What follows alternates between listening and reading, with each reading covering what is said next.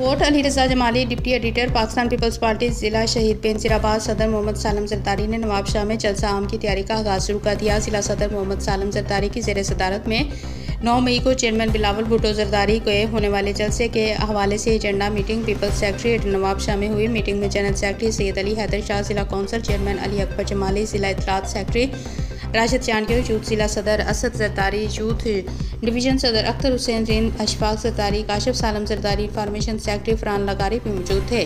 ज़िला सदर मोहम्मद सालम ज़रदारी ने कहा कि आप आज ही से जलसे की मुहिम का आगाज़ शुरू करें। जिला सदर ने कहा कि हर बच्चे, बड़े बुजुर्ग, हमारी माओ बहनों सबको जलसे के हवाले से आगाह किया जाए और इनकी शिरकत को यकीनी बनाया जाए। जिला सदर मोहम्मद सालम ज़रदारी ने कहा कि इंशाअल्लाह ये एक कामयाब जलसा होगा। डिवीज़न पीपल्स यूथ सदर अख्तर हुसैन ने मीटिंग में अपने ख्यालात का इज़हार करते हुए कहा कि आवाम की सहूलत के लिए मुख्तलिफ रास्तों पर पानी के कैंप और मेडिकल कैंप भी लगाए जाएंगे।